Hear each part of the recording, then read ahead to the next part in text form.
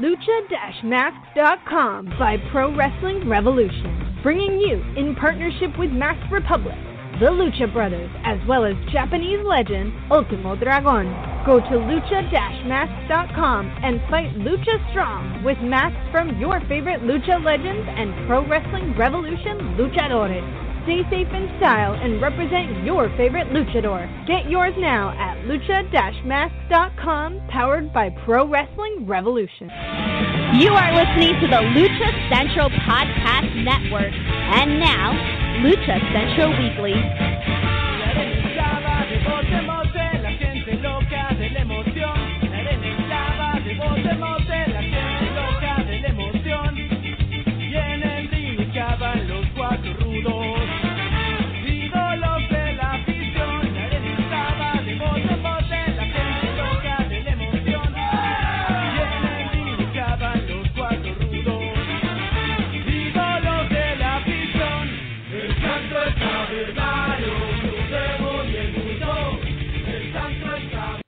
Hello, everyone, and welcome to the Lucha Central Weekly Podcast, part of the Lucha Central Podcast Network. This is the podcast that lets you know all of the latest happening in the world of Lucha Libre. Each week, we recap news and events from this past week and preview what's to come. Now, what do we cover? Well, we try and cover news from AAA, CMLL, and top Mexico-based independent promotions, along with luchador-related news from WWE, AEW, MLW, Ring of Honor, Impact Wrestling, and more. Now, this show is a team effort, and so I always jump ahead. I always jump ahead of myself. I am Miranda Morales, the person who's been talking for the past minute or so. I am one of the co-hosts of Lucha Central Weekly, and we typically do this show as a trio. We've been deeming ourselves the trio's champions, but this week we are out with, we don't have one of our members. So, unfortunately, the dashing Dusty Murphy is not with us this week, out due to illness. We wish Dusty a healthy, safe recovery. But I still have Brendan Barr here. Who? Brendan Barr's here. That's right. You always jump ahead because you don't want to talk about yourself. You want to get right into all this fun lucha conversation. So I'm just really excited, and I just roll into even just introducing you and Dusty. I totally jump ahead, and people, I forget to say my own name. But yes, Miranda Morales and Brendan Barr are here for this of the Lucha Central Weekly podcast. And don't forget that this podcast is available on luchacentral.com and all major podcast platforms, including iTunes, Spotify, Podbay, and Speaker. We want to thank everyone who's been listening to us for about the past month or so since we have debuted. Just a big thank you to all of the supporters, all of the listeners. We have greatly appreciated all of the listeners for this show. We have some really good stuff this week. I think I'm also really excited for this week because we just have some fantastic news, an amazing interview with Lince Dorado. I mean, that was a dream for all three of us that got to do that. Dusty was able to be a part of that interview, so you will be able to hear him later on in the show. If you miss Dusty, if you're a Dusty Mark, do not fret. You will hear him later on. Lots to hear from him. He is a Lince fan and just was eating up that interview. He was. It was, well, we all were, but Dusty especially, he definitely was like a kid. I didn't see his eyes because this was all audio, but I could, sense his eyes were gleaming at just the conversation, Lince. Yeah, well, and then he posted that picture of the mask that he got. One of the early masks he got was a Lince mask that was involved in some of his wedding ceremonies. So, I mean, I know it was him. Yeah, he shared that. Well, you guys will listen to it. Like, I'm not gonna do any spoilers here, but you guys will just have to listen on later in the show for that interview. But it's funny that you bring up Dusty's mask, because I know that you had a kind of a topic around masks that you wanted to start the show off with. Well, yeah, so inspired by that, by Dusty putting up the picture of the Lince mask, saying it was one of his favorite masks he has in his collection. And since he's not here, we can use that de facto Lince Dorado mask. I thought maybe we could talk about some of the favorite masks in our collection. So I personally have a couple that are very special to me, but the one I want to talk about is I have a Solar mask from the wonderful El Solar, the original, not his son, who's also good. And I have one of those too. Ooh. But the Solar one, he was wearing the mask at the Lucha Bowl, which is one of the events that happens at Expo Lucha. And when I talked to him later in the weekend at the table, he had that particular mask for sale. So it's one that I interacted with him with Solar personally, and then was able to pick the table. Very excited. Wow, that's awesome. Where does that mask reside? It is on a bookshelf where I am working on a much more wonderful display for things, but I have a very tiny little room here in Seattle, so I'm limited on space and rotate through what masks get displayed. And so do you have, it sounds like you have multiple masks in your collection. I do have a few masks in my collection. I have Solar Jr. I have a couple from our local luchadors at Lucha Libre Volcanica, some who've gone on to bigger things. There is an Avispa Dorada mask around here somewhere, I believe. I might be mistaken on that one. I know I've got Avispa and Sonico and why did his? I've got So I've got a few from that class that have gone on to do bigger. Interesting. And how do you display them? Do you have a styrofoam heads, or I know that sounds like a weird question, but I know that everyone has kind of different methods in which they display their masks. Some will have them on mannequin heads. Some will just have them on some other type of setup. So what's yours? Well, so the bookshelf display that I'm working is going to be a combination of mannequin heads and shadow boxes. Oh, shadow. So okay. Yeah. So I'm going to have a few of the ones that I don't want to get as many people touching it, shall we say. I'll have those in the shadow box instead. So that Solar mask is probably going to go with, but.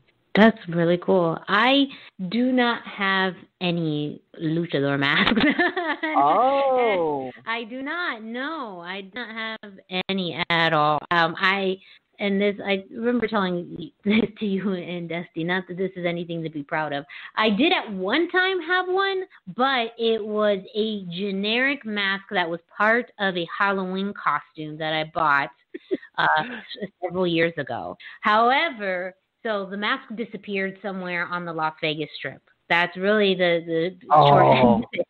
That's the cool part of the story, though. I don't know how it got lost on the Las Vegas Strip. I just know that it was taken by one of my friends, and it somehow disappeared on the Las Vegas Strip. I think they probably thought this is too hard to breathe in, and they took it off, and it disappeared.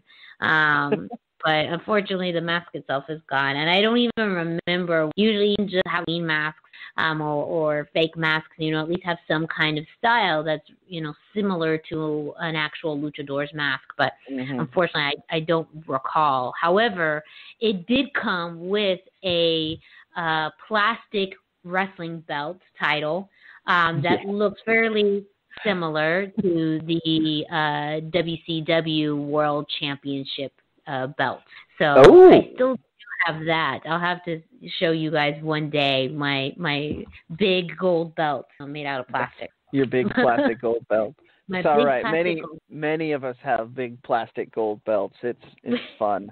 It's a tradition. However, I was looking at least some of my favorite Lucha Libre masks. If I were to try and purchase one or find one, a few came to mind. I really like the Ultimo Dragon mask. I really like it more with the blue base. There was one in particular with blue and gold trim, and I think a little bit of red.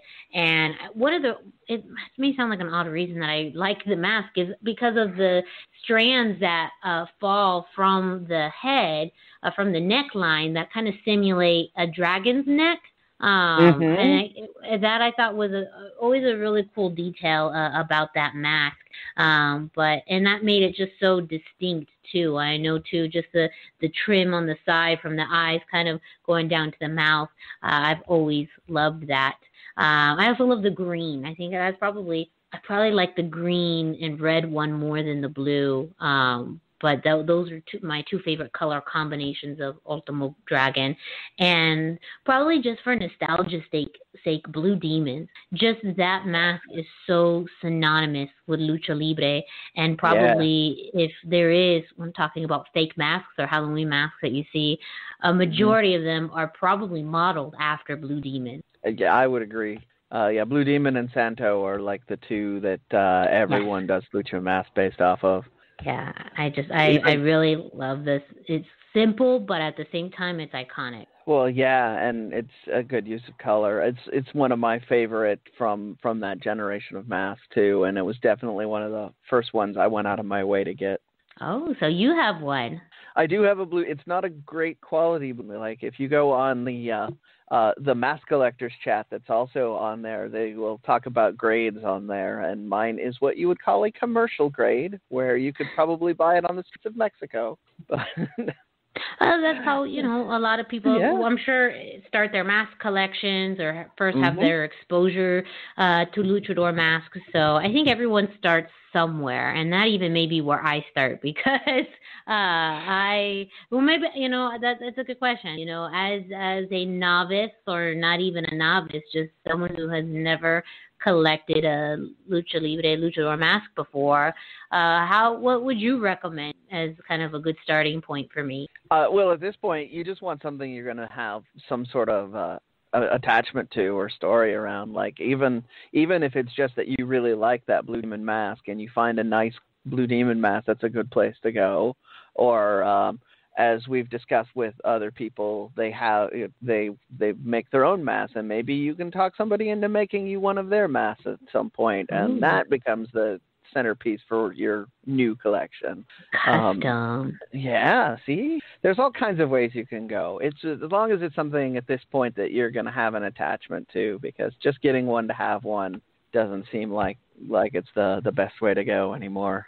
No, that's such a good point. You have to find value in it, whether you're right, it's from and inspired from one of your favorite luchadors, and it has that meaning to you, or it's a custom one, or, I feel like that is much more really about the collection, is about how, it brings meaning to you. Yeah, or a souvenir. I have a friend who, when she does trips to Mexico City, comes back and brings me, it equates to about $5 American dollars, but just grab a mask off of the streets in Mexico. So they're really cheaply made, but, because they are, they're coming from, they have a story behind them. It's an interesting piece to my collection. Yeah, well, it's better than a magnet, so I feel like that's a lot funner. I got to segue, because that is I feel like a solid segue, talking about trips to Mexico, to a segment that we've kind of coined yours, the road back to shows. Brendan, can you let us know what's up in the world of going back to Lucha Libre shows? So we are at a point where less news is coming out of Mexico about return to dates. We're still looking at September, October for shows for AAA or CMLL with any sort of an audience. AAA is going to experiment with empty arena shows still, but there not a lot of details have been given out about that. But the bigger news as far as the road back, of course, people are buzzing about New Japan starting up shows again. So New Japan has announced a June 15th date for returning to shows. Those will be empty arena shows. And then June 16th, the New Japan Cup series will start. That'll go all the way to July 3rd. Unfortunately, for fans like me, Lucha Libre, talent is going to be a little more scarce in this one. They had a much more diverse talent pool they were originally going to have, but because of travel restrictions, they're going with people that are easier to get, that are closer to Japan.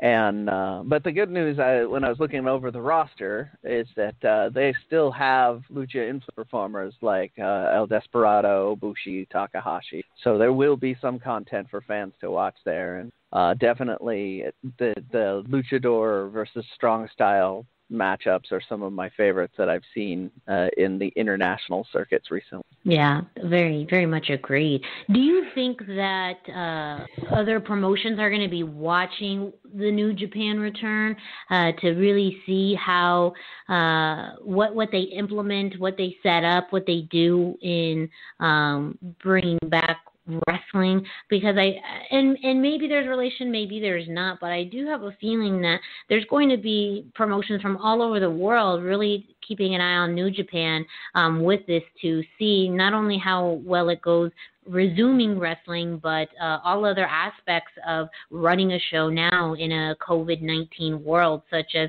safety, such as wiping things down and or sanitation or whatnot. What are your thoughts on that?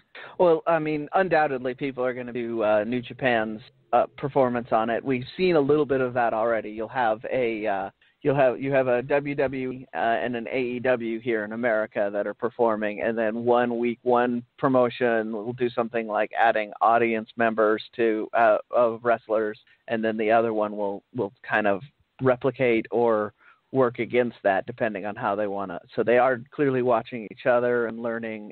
New Japan is viewed very much as in the same filter. It's a top tier promotion, so anything they do or don't do is going to be something everybody looks at. I think even the Mexico promotions are going to be keeping an eye on what they do and don't do to get ideas. I agree. I think that there really will be a lot of eyes on New Japan coming back, and I think fans will be excited to see them coming back after several months hiatus. Well, if the Twitterverse is any indicator, they're excited. That was one of the big things running around wrestling Twitter over the last week, was people being excited for New Japan content. Absolutely. And we also want to throw in a plug for luchacentral.com on a fascinating article that they posted last week called Lucha versus COVID-19, the Santino Brothers Wrestling Academy. And this is an article in which Lucha Central ends up interviewing co-founder and co-owner Joey Chaos, and I believe also Sylvia Munoz, regarding Santino Brothers Wrestling Academy and how they have been adjusting to life through COVID-19, how they've made some changes to the academy based off of COVID-19, more about their history, and really, how this pandemic has been affecting their wrestling school. So we absolutely recommend that everyone check this out on luchacentral.com. We had a chance to talk with some of the people at the school, and it's a very interesting read and story to see what schools in particular are doing to try and adapt. It's a unique environment for sure. And this story is actually part one in a new series examining the hardships promotions are facing. If you like this story, make sure to keep checking out luchacentral.com, because more stories are going to be posted throughout the next few weeks. And again, the first story is Lucha versus COVID-19, the Santino Brothers Wrestling Academy. Excellent. So also related to our Road Back to Show segments, we had mentioned some other bad news previous weeks, and I wanted to follow up with the story on Mathematico. It's Mathematico 2 had been hospitalized, and he did pass away this. So this is he is the son of the original Mathematico. He and his brother were part of a trios team. The father, the son, and the brother were part of a trios team. He's done AAA work, although he's been largely retired since 1996.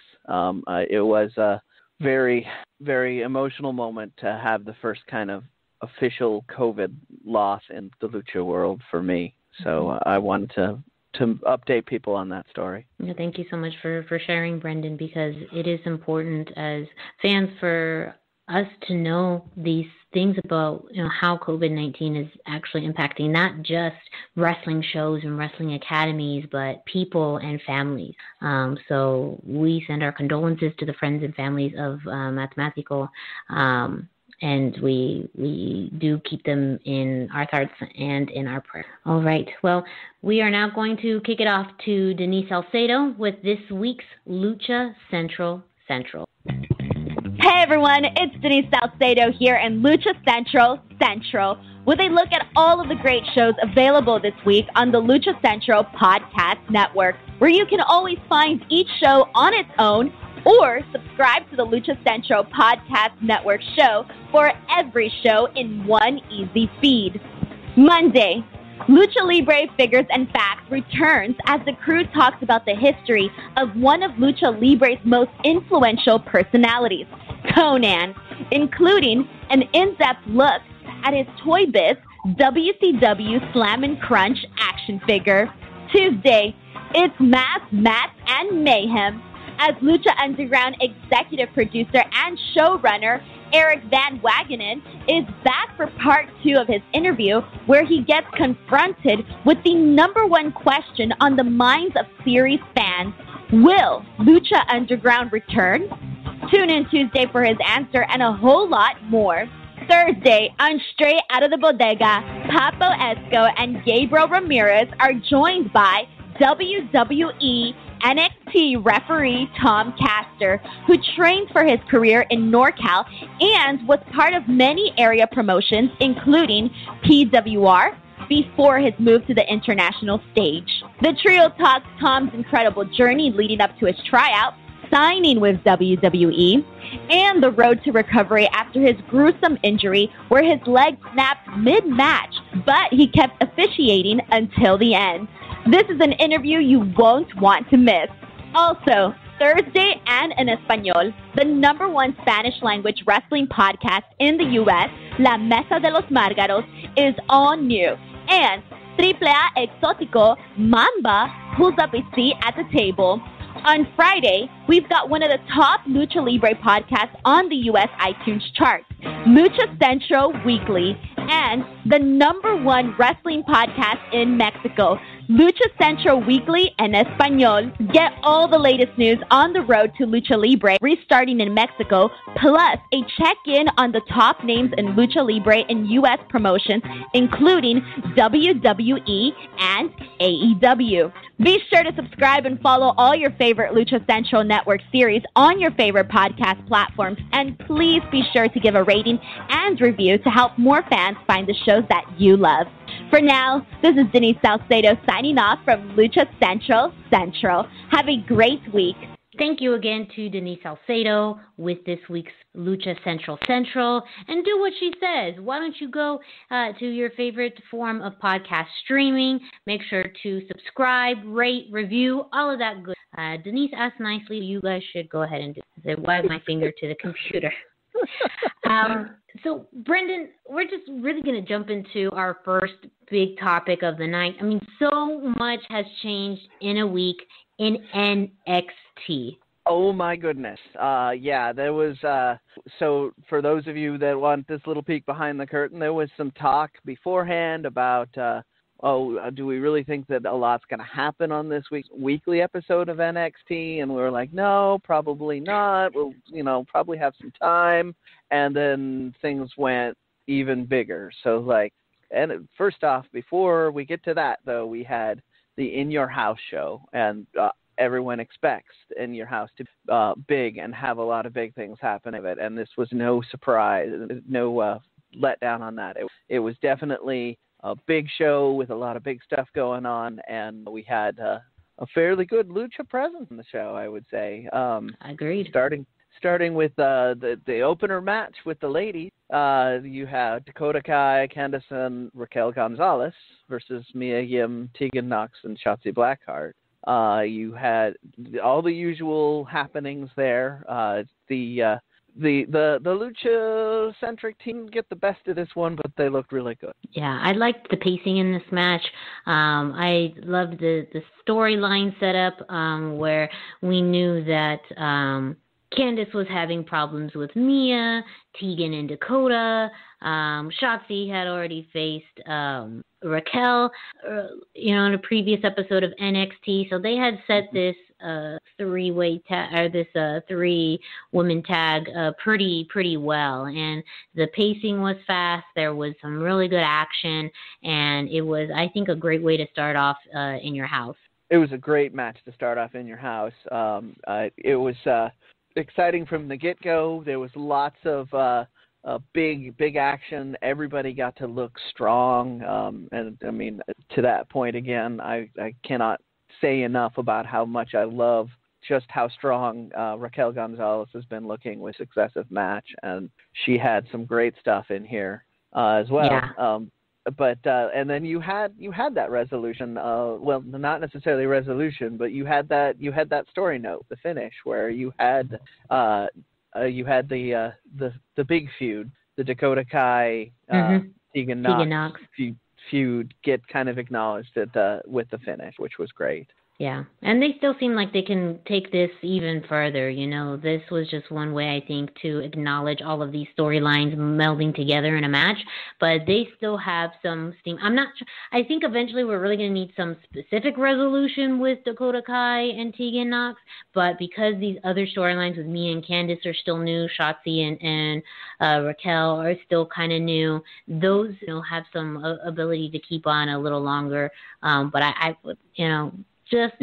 for me personally, I want to see some resolution with Dakota and Tegan fairly soon. But I feel like that with this finish, you can draw that out a little more. There's a little bit of that emotional satisfaction, but they can mix it up with all six of these ladies, and you're not feeling like you're missing out on where's the finish between Tegan and Dakota. You can be like, okay, so Shotzi's going to wrestle Dakota this week, and Raquel will be there, but it's not obviously just setting up. I think that is why I'm satisfied with that, and it's a classic NXT style booking where they sort of set one feud up to be a little cooler for the time being, but allowed a lot more to happen. So you had no idea what was going to happen when you tuned in the next week. Yeah, totally agree. We after that, there were a couple other matches, and then we get Karrion Kross making his big pay-per-view debut in a match against Tommaso Ciampa, of all people. And so since Denise was doing the throw-in here, I'm going to mention that she had a wrap-up party where I sat in the chat with her fans after this event, and we discussed this. She and I agreed on this particular match, which proves that she's even smarter than I gave her credit for, because she agreed with me. But we both thought this was the ending of the finish in this particular of this match, where Karrion Kross has a decisive finish, but Ciampa still looks strong, was a fantastic way to do this and really created a new star.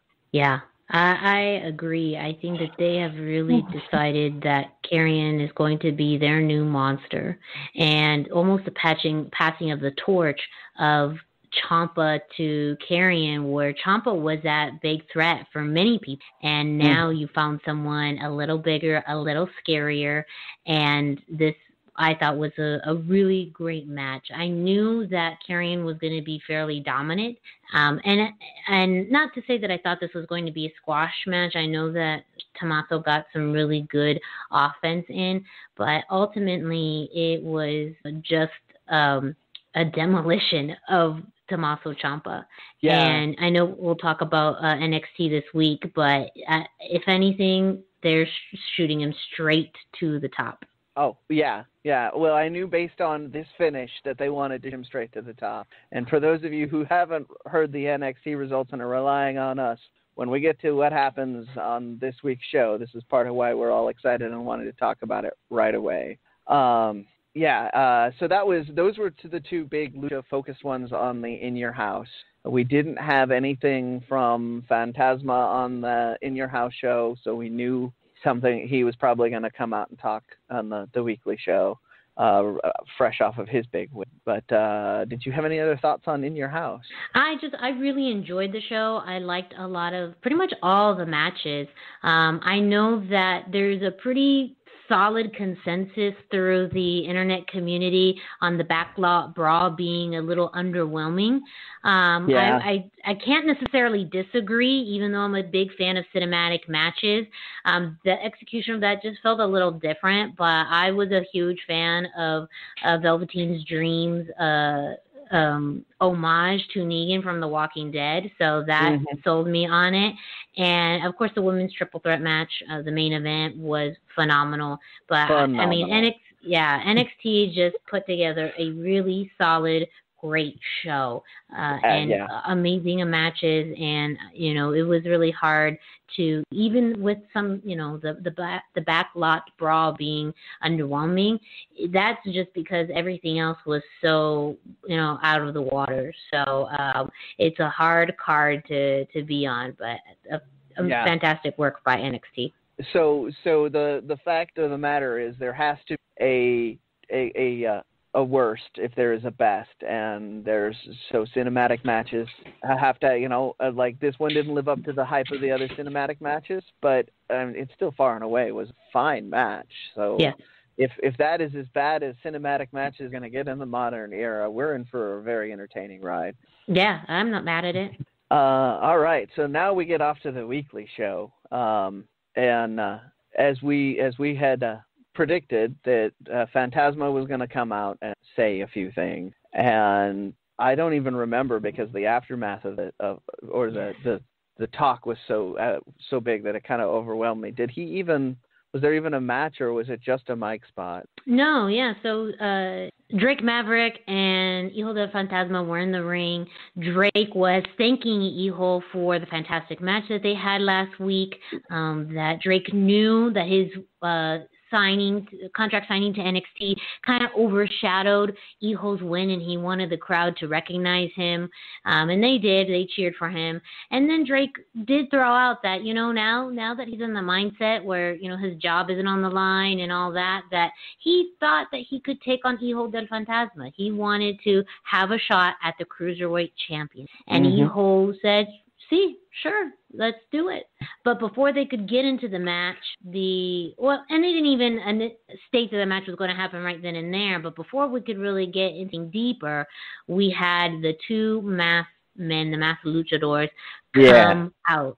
Yeah, and this is the part that was taking my breath away, because last week we were discussing what's next in the future, and I described this scenario, but I was thinking this was 2 or 3 weeks down the road. The two masked men came out, and Drake and Fantasma lined up back-to-back like they were going to fight until the moment that they weren't back-to-back anymore. And Fantasma had turned around, and everybody it kind of collectively sucked up their breath knowing what was going to happen next. And sure enough, all three of the masked men beat up Drake Maverick. Oh, man, it was such a good turn. I guess literally from Hijo, because when that turn happened, you knew, ooh, we got swerved, everyone. We got swerved. And that's when you found out, I proposed the question last week, were these men friends or foe? And now we know they are friends. And so they got into the ring, started to attack Drake Maverick, and then they unmasked themselves. And you have to help remind me of who they were. I know one was Raul. Yeah, lost place in my notes here. It was Raul Mendoza? Right, yeah, Raul Mendoza and Joaquin Wilde. And they were previously abducted by other masked men. So there's a loophole in this that we're still going to, My favorite online comment was, wait, did they kidnap themselves? So. Yeah, we don't. They were kidnapped by who knows. But yes, they are now associates of. And now, pretty much after Hijo attacked Drake Maverick, he did something that I think some fans were expecting because of his previous work in NXT, but not everyone was, so it was a bit of a surprise. He took off his mask. Mm-hmm. Took off his mask and declared himself by a new name, Santos Escobar. Yes, and then he said he is untouchable. And I loved, it wasn't pulling out a mic. He didn't need a mic in order to do this. And so that just felt so organic, so cool when he just, he didn't even yell that much. And I think that's the beauty of an empty show like that, in those little nuances with promos that you can do that you can't do with a live crowd. That just added an extra air of intimidation. Yo, absolutely. And again, because he is so good with the performance, having worked with a mask for most of his career, all of him, everything about that moment was projecting outward and really sold this heel turn in a big way. He was confident at a new level in a way that you hadn't, but he and very clearly more of a shall we say, an evil mastermind, making it look like he kind of manipulated this whole thing to happen, possibly planned out weeks ago with the kidnappings of his two minions there. Yeah, I mean, it I think sets up such a good trio in NXT. That makes me very excited for him. It makes me excited for them as a faction. I know they don't necessarily have a faction title yet. We just know, everyone by name. I'm curious if they'll get I don't even know if they necessarily need a faction title. It's WWE still at the heart of it, so I'm sure they will. But this also elevates, I think, the Cruiserweight division to a whole new level. We are not playing games. Like this is even though it's the Cruiserweights, the big boys are to take care of the big names, big presences. That none of it feels like a cheesy gimmick, which is some things that the 205 Cruiserweight division has been accused of in the past over different iterations. I'm not going to say anything that for sure that people have said that about recently, but if you look back in the history of the Cruiserweight division, there were a lot more. Enzo Amore. Yes, indeed. I'm so parched. But yeah, they definitely have arrived. I did have an interesting little discovery on so one of the things I want to touch on is they had a look. The two guys in the mask were wearing suits, and Phantasmo was wearing his gear, but the way that we've seen him stylized before, he very easily will come out wearing a matching suit in the future. Yeah. And so people were kind of relating this to other things. And an interview that I found, and I can't remember, I wish I could give you better citations on this. I found it on. It exists, everyone. Just trust him. Trust the man. No, I found it referenced on another site, so I couldn't find the original thing. But they had said, so theoretically, they said that the kidnapping storyline was inspired by the Symbionese Liberation Army kidnapping Patty Hearst, so with the indoctrination. So there may be some more historical flair, and maybe I know Kevin with Mass Republic was joking about him being a drug lord, but that may be more what's implied. Well, I mean, the last name is Escobar, so I get that reference. I get why that reference may be used or thought of with the same last name as one of the notorious drug kings of all time. And I know for some people that may be, even a negative connotation. I went last week on my own little mini rant on Latino representation in WWE and how it's always been a little off, more campy, more what's the word I'm trying to use? More campy and a little bit more stereotypical. There is a stereotype associated with Latino drug lords and drug kingpins. However, I think that the way that this story may be told is, like you said, it could be actually inspired by something completely different. So that I think we'll have to see. But it also, I do appreciate more when these types of storylines take more of a dramatic turn.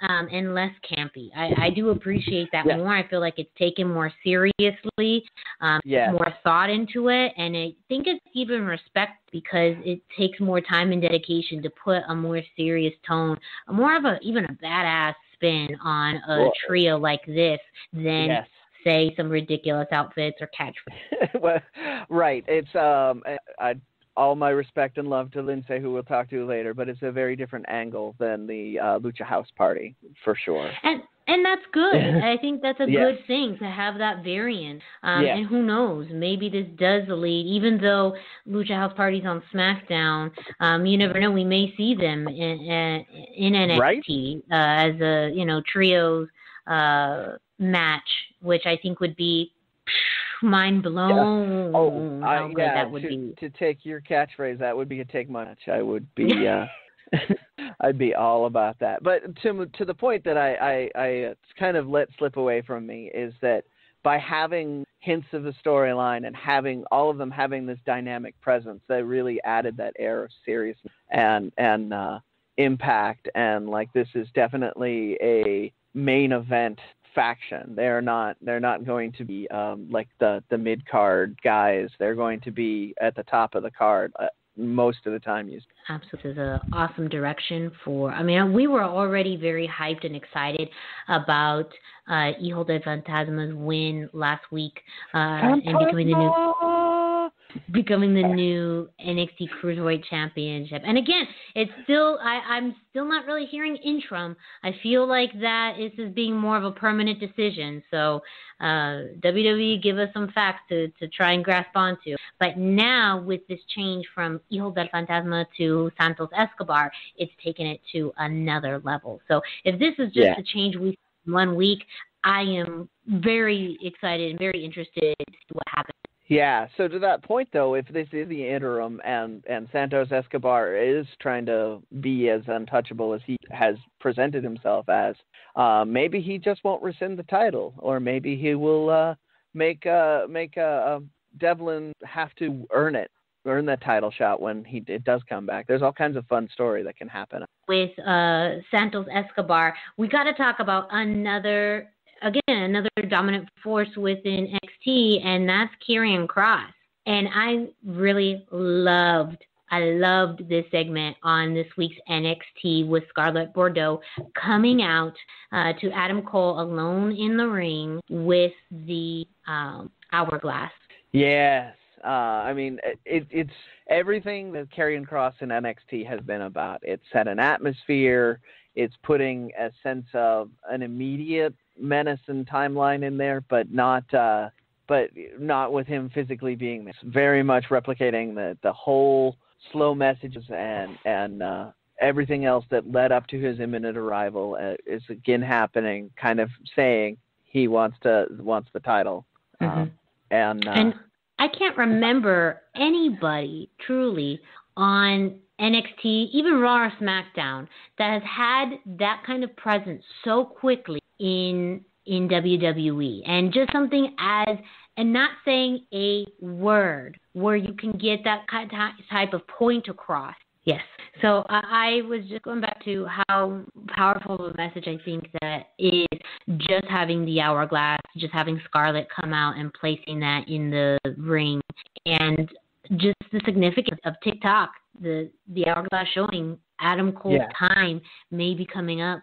I don't believe I've seen someone that has that much of an impact so quickly, with such a nonverbal cue. I think, with other superstars, it could be a catchphrase or even their physical presence, in which, that's caught on fairly quickly, but someone who doesn't even need to come out to the ring, that a single word does not need to be uttered and portray a message. I don't think so. No, I don't think so either. And it's a style of message that's been given and used traditionally in the WWE by performers like The Undertaker, where you just hear the iconic gong, and that symbolizes the beginning of that run. So that tells you a lot about their estimation of his abilities, that they are putting him at that level already, where just the hint of him is adding that level of menace that it's supposed to get the fans excited.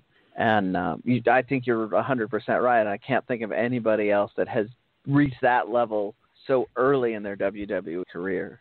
I think it's fantastic and almost a natural progression. It was so dominant against Tommaso Ciampa at TakeOver in your house, and really you wonder what would be the next progression. Obviously, it could have been a North American title run or opportunity, but why even waste time on that route when it's a very cool, very almost natural progression to go straight for the NXT Championship against Adam Cole. And this will be a challenge I don't think Adam Cole has ever faced. You could see in his eyes during that message that Scarlett Bordeaux was relaying, he was scared. Boy was scared. Kudos to him. That is a next level performance, like to really convey that level of just being scared while also not really knowing what to do, all without really anything. And yeah, it's definitely meant to be he's meant to be a credible next level threat. There's been a lot of talk about Adam Cole going up to one of the main rosters. I guess we shouldn't use that term anymore. One of the Raw or SmackDown. Other brands. Yeah, one of the other brands. I know. Old habits die hard. Well, and then it's always been weird for NXT. It's been consistently the most entertaining product. So thinking of it as only the school has been weird for me anyway. But yeah, so back to the thought process there. That means that if to the smart fans like us, they're potentially putting Cross in that position to immediately pick up the title so that Cole is free to go up to the other, to go to the other rosters, and you can have him, which again shows that respect for Cross where he can be in that main position. And I think it's a position that would be great for NXT to have a monster heel with the championship title. I would love to see a progression where Finn Balor gets back into the NXT championship picture and a Balor Karrion Kross match. That is shut up and take my money. Yeah. Even if you were to go in a direction of a North American championship or even a champion versus champion, a Keith Lee Karrion Kross match would be amazing. I mean, there's so many matchups that could happen from this with Karrion being the NXT champion, that it sets up a bright future for a good transition as well. Yes. For the NXT championship. I honestly didn't think I could be this excited about the NXT product going into this week's show. I mean, I knew I was excited, but they really ramped it up to the next level between this spot and Phantasma's faction coming out. Like, this is destination television for me. Oh, yeah, it is not a sprint. It's a marathon, and NXT has proven that this week. Touche. Good work, NXT. Here's the golf clap. Good work, NXT. And not a condescending golf clap. I don't want to clap too loud and tight, no. But Right. They were right. I just have to admit it. They were right. So we will continue to keep all of you updated on what is happening in NXT. However, next we're going to be transitioning into this week's Monday Night Raw because we did have some continuation of some storylines from the last few weeks. One of them being the storyline between Seth Rollins and Rey Mysterio. Rey Mysterio did a call-in to Monday Night Raw, pretty much calling out Seth Rollins, calling him a coward, calling him all these terrible things. And unfortunately, the promo itself wasn't as memorable as I'd like for it to be. And Seth did respond, though, he invited Dominic and Rey to come to Monday Night Raw next week. Rey stating, well, he's still not medically cleared to come to Monday Night Raw, and Seth knows that, and that's kind of a coward move. However, this also could lead me, I don't know about you, Brendan, to believe that there's a reason why Seth invited Dominic and Rey to this, because even though Rey, and he pointed out, he's not clear to come, Dominic, he doesn't have any strings attached. He's medically cleared to come. Do you think we'll see Dominic come to Raw next Monday? I mean, it would be poor choice to not have, life will happen and maybe planes won't happen or whatever, but based on Dominic's very emotional, very believable eye for an eye thing from 2 weeks ago and this invitation to show up this week, that if Dominic doesn't show up, and that's kind of what you were alluding to, that's kind of what I'm expecting. Is he's going to show up. We may not see Ray with him, and he may have a confrontation with Rollins, and they could go a number of ways with that. But back to one of the things we were spitballing a while ago, like it'd be very interesting if it started as a fight and turned into a conversation. Mm-hmm. Well, also happened this week on Raw, we had a tag match. Next week, if Dominic comes and Seth's there, do we think we may even see the makings of a 3-on-3 match? Absolutely. I do feel that that could be the thing that they're setting up as well, is a nice little 3-on-3 match. But we may not see that next week. That we may get hints at it, or what may happen is there may be the confrontation in the ring, and then the Aleister Black and Humberto show up and back him up when he's outnumbered, him being Dominic, obviously, when he's outnumbered, and that sets up the shall we say, the Teddy Long spot for those people that remember the let's have a tag team match thing. But that's how I think that'll go, and then that will be setting up the next match for the next one. This angle and what they've been doing lately with Ray doing the call-ins is I like the separation between Ray and Seth. It's building anticipation to when they finally do have a match, when Ray gets his hands on Seth, that hopefully he's going to be super aggressive about it, because it's been weeks. And with that eye injury that Seth caused, that will hopefully motivate Ray to take his wrestling to another level in order to beat Seth. That is what I hope we see. I hope we see very motivated, very aggressive, very strong-looking Ray.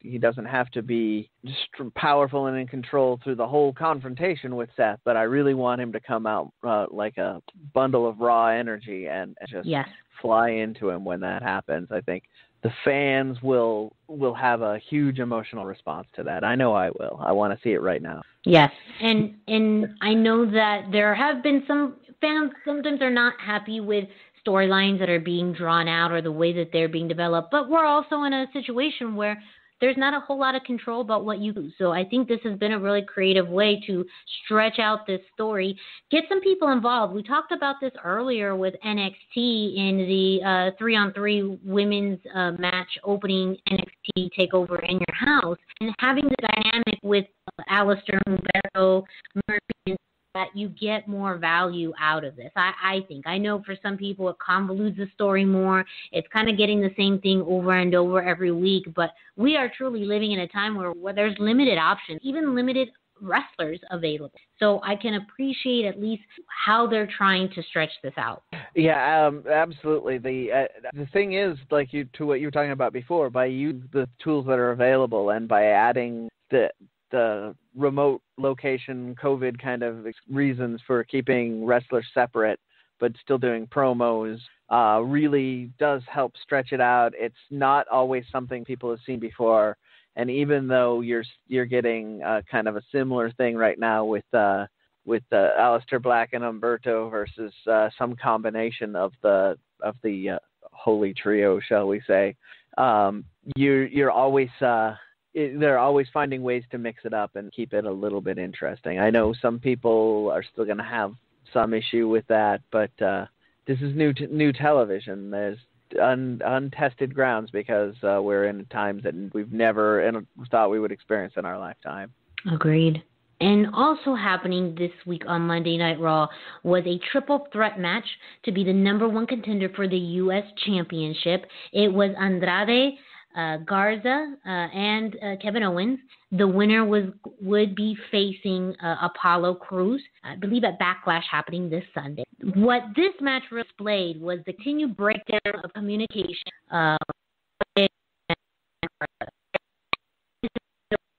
Story over the past few weeks with Garza really more being interested in showboating and blurring than in his wrestling, while Andrade has been more focused on getting back the U.S. Championship that he lost. And with both of them going in different directions, that's left them separating more from Zelina Vega. Mm-hmm.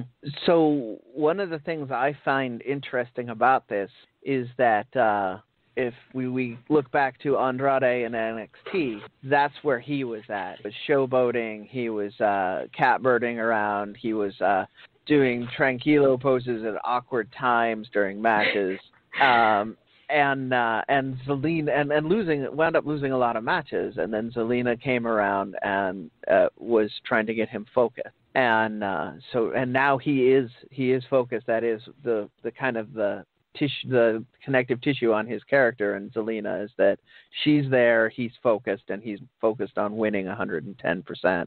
So having Angel Garza behaving in a similar manner to where Andrade was a while back really adds an interesting level to this.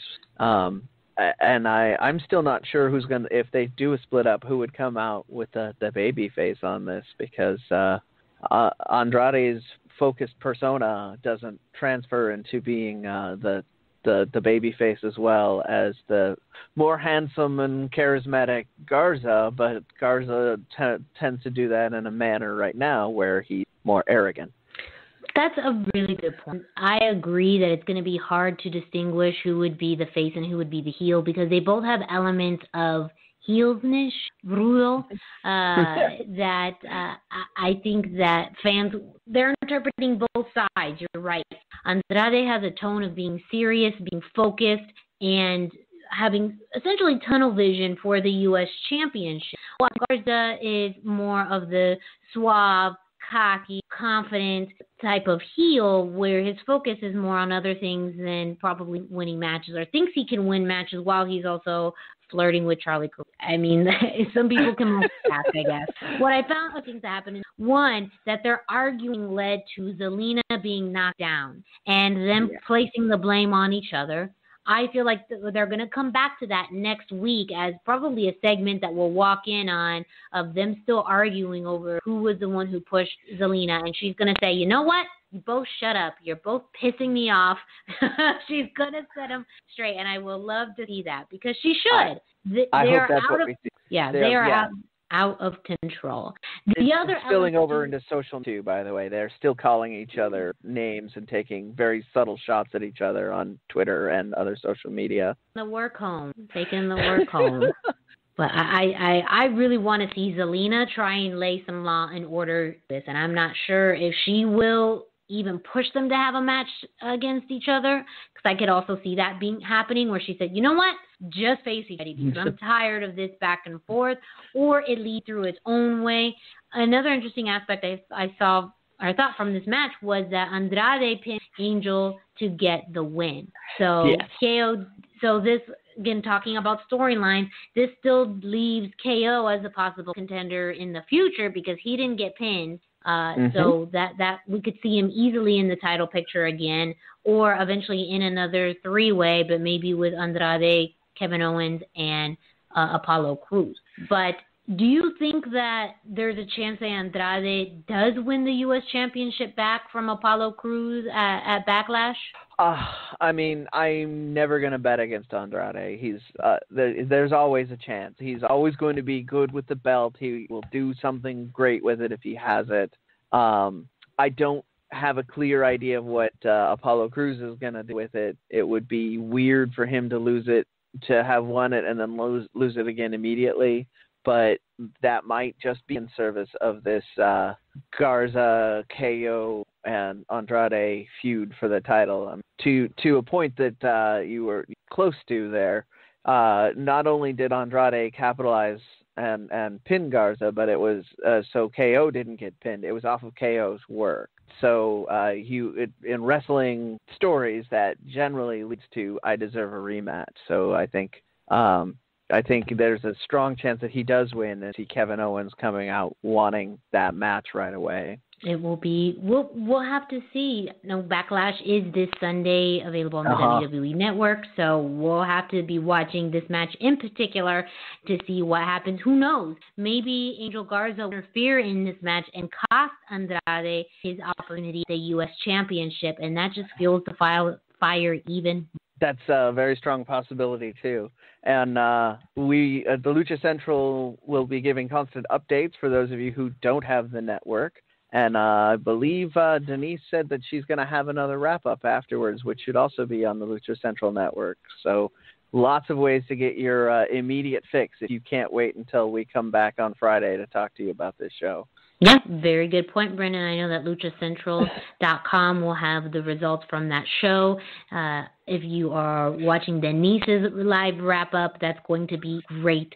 And, of course, you can always listen to us every Friday to get our thoughts and opinions on what happened at WWE Backlash. Now, this is the part of the show that we're just thrilled about. I mean, we've been talking about NXT and WWE, and what better way to segue into this next topic other than the fact that we were able to interview WWE Superstar Lince Dorado. The Lucha Central Weekly Podcast team spoke to him earlier this week to discuss his new T-shirt with foot action, his Twitch channel, Lucha Lit, and of course, get to talk to him about Lucha Libre, what it's like wrestling in the WWE, and also more about training in Mexico. So go ahead and take a listen. Well, everyone, welcome to Lucha Central podcast. We are very excited. A household name in Lucha Libre. While he is known for his wrestling, he also has some mad skills in gaming and mask making. He's been a staple on the WWE roster, taking part in Classic and being shows like 205 Live, Monday Night Raw, and is currently part of Friday Night SmackDown. One part of Lucha House Party, WWE Superstar Lince Dorado. Thank you so much. Like, that introduction was amazing. Like, I didn't even know what to say after that. Like, I just want to record that every time somebody calls me, and that's just what it's going to do as a ringer. That was awesome. Thank you for that, and I'm excited to be. It's been a long time coming. The connection between Lucha Central Gaming and Masked Republic, I have a long relationship with them boys, and I'm excited to be here, guys. So let's rock and roll. Welcome to our show. This is, I just had a mini mark out moment there. I just have to admit, we wanted to do you justice. All three of us are very full levels. But we really, first off, want to congratulate you on the new Lucha House Party T-shirt release with foot action. Can you tell us a bit about your reaction when you first learned that the T-shirt was? Absolutely. Well, first of all, Hawk and Sock, the guy in charge of getting this all together, I want to give him a big shout out and a big thank you, because like he's been such a cool dude and been such a nice guy to not only just me, but like a lot of the boys. And, I'm happy that he linked up with Jesse Hernandez, Urban Aztec on Instagram and Twitter, because that dude actually created the first outfit and the mask design for the CWC Lince Dorado version. So to see him actually now, almost 4 or 5 years later, make a T-shirt for the Lucha House Party and myself that's going to be featured on Foot Action, like that's pretty incredible, because his art style is sick. And I mean, it did it justice. It was exactly what I would have loved my shirt to have been, with that little Urban Aztec feel. And Jesse did a great job capturing the Lucha Libre culture, the Lucha Lit philosophy, just our style, our swag, exactly what we want to come across, rather than, like these cartoonish characters that a lot of people think that we are. But I was very pumped when I saw it, and I hope that everybody go ahead and pick up theirs this Monday, 10 a.m., footaction.com. Can you tell us how you came to start working with Jesse Hernandez, the Urban Aztec, prior to the Cruiserweight Classic tournament? And did that lead in any way to working together on your new T-shirt release through Foot Action? So Jesse and I met, like I said, prior to the CWC. I met him through, I believe, Instagram and Masked Republic. I think he was doing something for either Ray or his art style just captured. And I think I just reached out and I said, hey, man, like I would love for you to help me collab on a mask design for WWE, because I had the Lince character prior to that for almost a decade. And I wanted to go into WWE with a new feel and look and attitude. And I wanted his style to be incorporated in. And his very first design, we hit it out of the park. In fact, there was a piece of the design that we didn't make. It was a jacket that he created, but we didn't make that. We're going to make that eventually. Long story short, I fell in love with his design. I actually have it in a box shadow, and I look at it almost every day. And fast forward, I was like, hey, Hawkensock, you got to check this guy's art style out. He's sick. He does a lot of street art, and just see what you can do, you know. And this other guy didn't really have a lot to say in the foot action community, but he just had just enough strength that as soon as he saw Jesse's work, he was like, yeah, we got to do something with this. And they collabed on some incredible T-shirts from like Ultimate Warrior, Undertaker. Y'all saw them, Sasha Banks. Yeah. They were all so sick. And as soon as he was going to create something, that was it. It was going to pop off. He was going to be set for a while. And everybody likes that urban look with wrestling like that. It just goes together. It's like Def Jam Vendetta. Yeah. Yeah. So many of his masks really stand out. So, Lince, can you tell us about your Twitch channel, Lucha Lit? What inspired you to start the channel? Yeah, I mean, okay, so the channel started off as, of course, I want to get paid to play video games. But then you realize it, of course, right? I'll be straight up. Like, you do want to get paid. Living the dream. Yeah, of course. And plus, like, there was nobody else at that time, when I started at least, that was like playing video games in a mask, like a luchador that like really committed to like streaming and talking. Usually it's just people like just playing games. And I was like, you know, let me provide something a little bit different. Plus, like, of course, I want to get more comfortable talking and being in the spotlight when I can. And I just was using Twitch as like that kind of tool to help me get better. But then I started to get like Lucha Lit on the station and just started just going creative. Like even right now, I'm making my virtual stage for my online promotion that you're going to see me walk out in a couple of weeks. Like, you know, like so stuff like that, so like cool. Entertains me. Yeah, like entertains me to keep doing like the station. And then I found, like I said, you could do way more with it. So I started making the gear.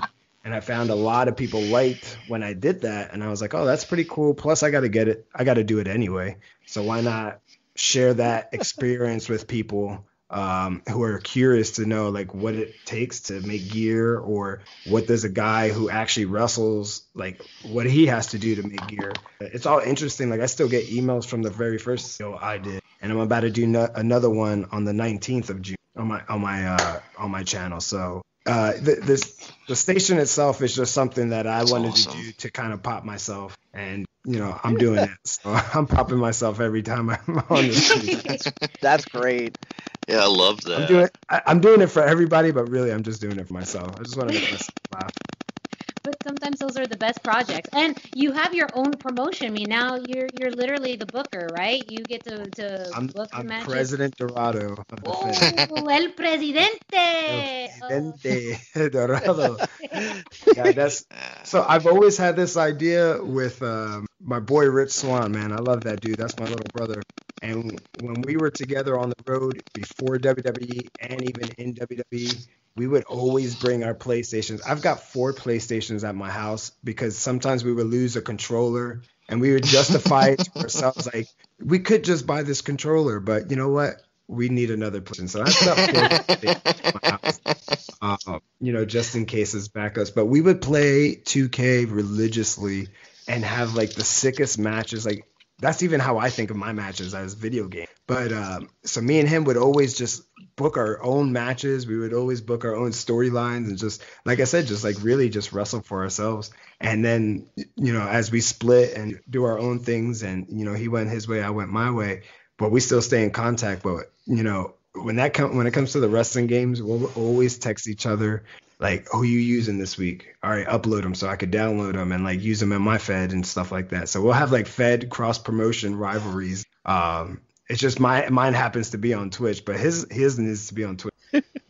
That's awesome. Yeah, you should encourage him to get on. We'd love to see that. Dude, Swanee's a crazy dude. I don't know if he's they'd kick him off the air pretty quick. Another part of your Twitch channel that you've shown fans is your mask making process. What led you to want to share that with fans? So yeah, like I said, so when I do those, I definitely got to do one that's a little bit more detailed, because the one that I do on my stream is like a very simple mask. It's very easy to slip on, almost like Liger's.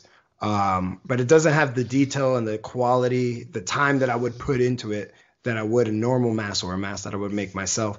But I wanted to share that because I thought, even though I'm letting them into a little secret of mask making of luchadors and stuff like that, it's still leaving a little mystery because I'm not really showing them how it's done, or I'm not showing them a complete, the little ins and outs, the little details that it takes to make a mask professional to be used in a ring.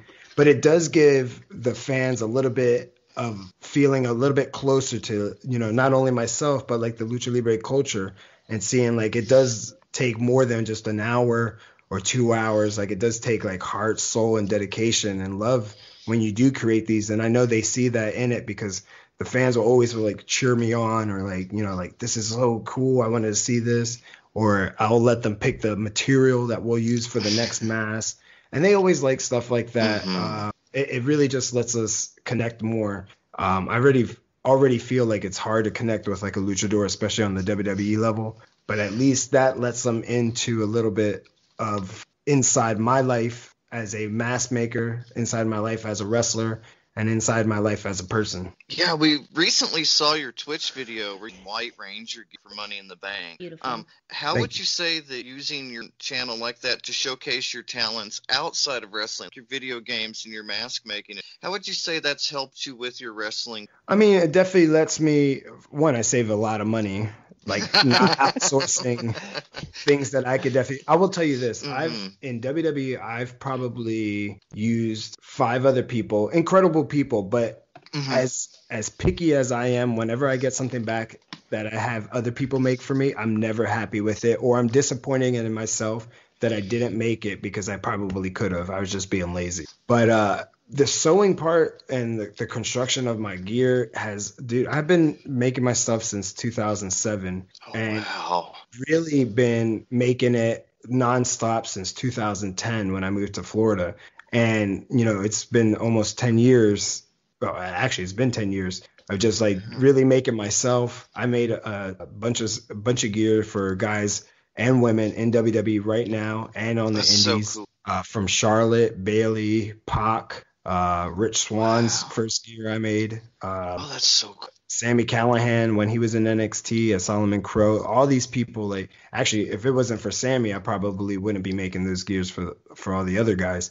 But it really has helped me just continue my passion with wrestling, the Lucha Libre style, and just like makes me feel like it's going to be harder for me to leave because I'm always going to be like, well, I can't wrestle, but I could do this. It's always going to have me somehow tied to the wrestling Lucha Libre business and culture. That's amazing. And you recently debuted a new trio of shirts dedicated to your Lit channel, which today at Pro Wrestling. What's the design process like for making making a shirt within WWE? Oh, well, okay, so making my own shirts, I literally could just lock myself in a room, or if I'm collabing with somebody, I'll just say, hey, creative freedom, but this is what I want.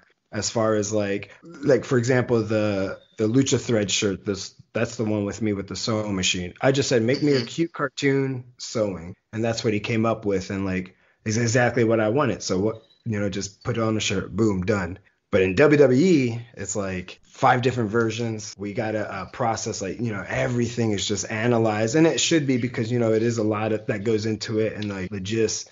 But the creative freedom is so much better when it comes to like, okay, what do I want to just put on a shirt or tank top, some shorts?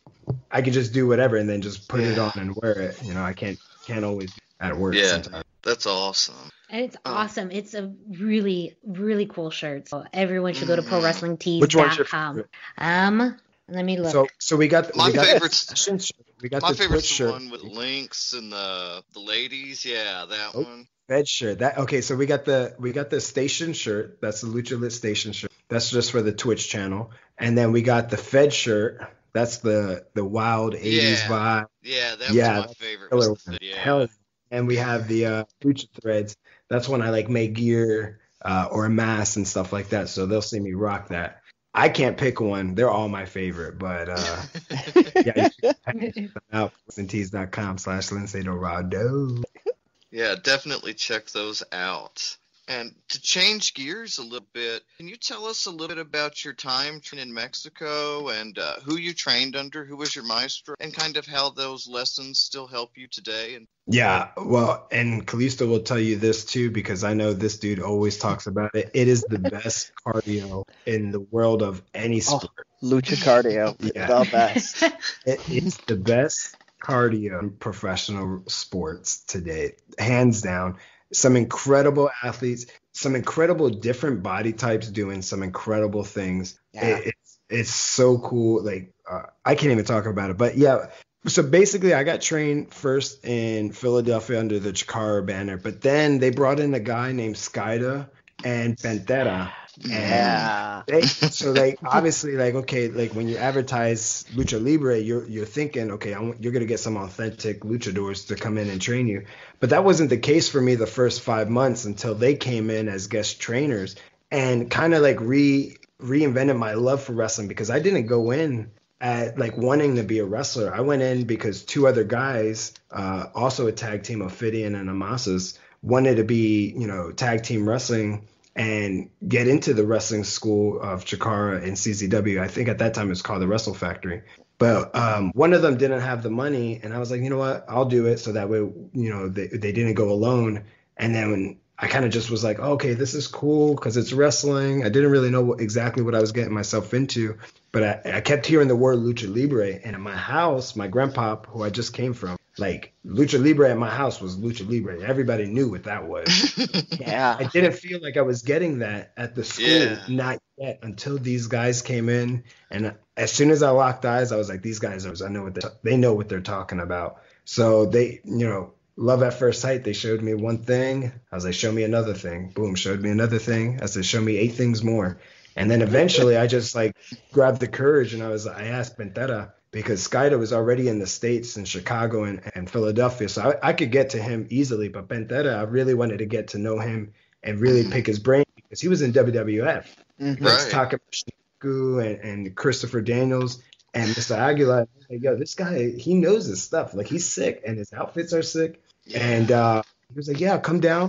If you make your way down here, you could come train with me. You could come stay with me, but you got to fly yourself. So, I was like 18, 19. I saved all my money for my summer job. And I was like, all right, you know what? I'm going to take this first semester off of college. And that was in 06. And I was like, I'm going to go down for a couple months, or, that was it. Just fell in love with it. And he actually was making a lot of gear for a lot of wrestlers, not only in Chikara and Mexico. So I kind of learned a lot from him without him like showing me, like really saying like, hey, I'm teaching you. And he's just like, watch this, look at this. And yeah, that's so cool. Looking at how he was making some stuff, I kind of just like reverse engineered it in my head and, just kind of like ran with it. But man, Pantera was really cool. Skida was really cool. There was a bunch of guys in Chicago as well. Discovery was awesome. He just passed away. So sad. I trained with him. Some guys also in Chicago, Yakuza, and just anywhere I could, just like try to train. I'm going to go ahead and Metallic actually took me to the Mexico arena. And, nice. Yeah, and we got to train there over the summer right before we did this telecast for Nickelodeon Mexico. And it was so humbling to be in that arena and train because I know a lot of other luchadors that I've looked up to. I knew they rolled around in the same mat. So for me to do that, it was kind of an honor. And, I'm very grateful for that. Do you remember who you were working with when you were down there? So the first time I went down there was for actually the pilot of Viva La Lucha, and I actually got to wrestle, I think it was Jigsaw and Los Ice Cream, and that was the first time I saw Extreme Tiger do 450 to the floor, and I was like, this is the craziest thing I've ever seen in my life. But it was awesome because I was like, he does not care, and I was like, you know what, I don't care either. But some other times I was down there, the last time I was down there, I was there for the Crash. And I got to wrestle, Dorito, but I think he was Mascarita Dorada. Yeah. Yeah. And Flamita. I wrestled with, I know Willie Mack was in the match. Nice. That's my boy. I play with him every night too. Oh, that's so cool. Oh, that's great. He cannot have a Twitch channel because every other word out of his mouth is the F-bomb or some other word that he just can't. We had an interview Demonetized. with him, and he was so polite. You We never know. Oh my God! No, sometimes we have to remind him if he's on the stream. Like if we do like a Lucha Lit session, I'll be like, "Hey man, like we could do whatever, but just try to keep the bombs as minimum." And probably the counter at the end of the night is over 1,000. I'm not even lying to you. I would love for him to have a channel. Awesome. So as a luchador and lucha influenced wrestler in the WWE, we've seen it. We've seen that sometimes they can do big things, and sometimes they get kind of put in the middle of the card there. Is there any kind of unique challenges you've come across being a lucha performer in the WWE style of product? Yeah, I mean, I think there's a stigma to all types of wrestlers, but being a luchador, I think is a little bit harder because, WWE is an entertainment company rather than a wrestling company. They'll tell you that straight up.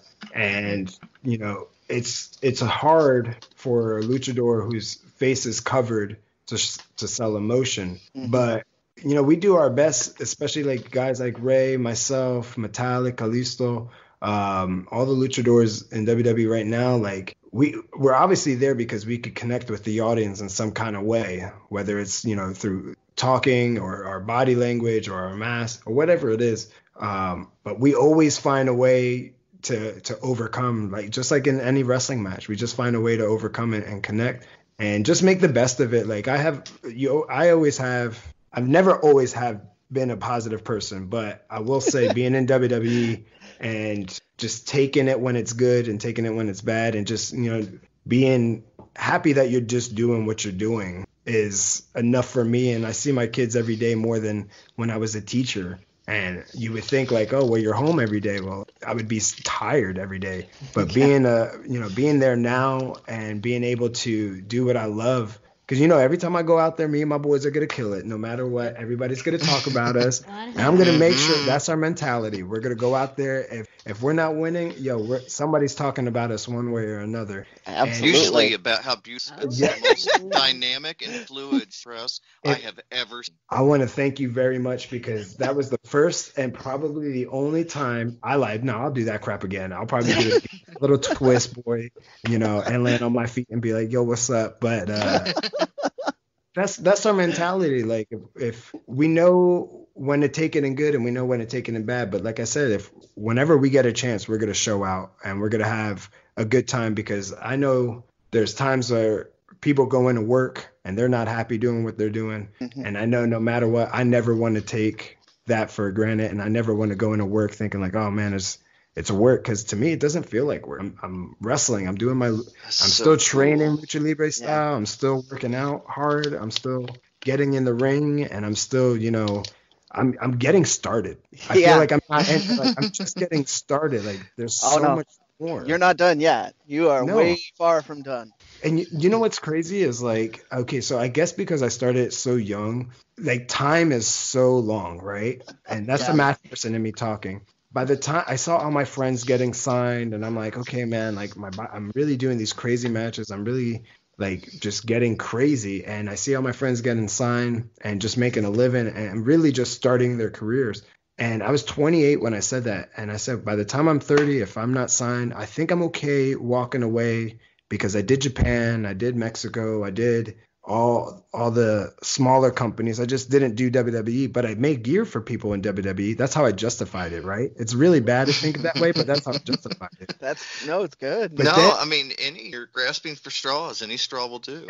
You're just looking for the positive outlook in any situation. That's how I saw it. And then finally I got an email. Like as soon as I made that thought, like a couple days later, I got an email pretty much inviting me to the Cruiserweight Classic. And I was like, well, I guess this is a sign. This is when it begins, and at that moment I was like, no matter what, like no promises or guarantees. I was like, at that moment, I looked at my wife and I looked at my kids. I said, no matter what, this is going to change our life. and it did. Yeah, you absolutely crushed that opportunity. And I'm really glad you did, because I enjoy watching you as many weeks as they put you on TV. Oh, I appreciate it, man, because like it really is very nice when people do say stuff like that. And I don't know, again, if it's like the hippie in me or just like I feel like, yeah, I do it for me and I do it for my kids, but like deep down, yeah, I still do it for the fans too, right? But sometimes those guys could be brutal, man.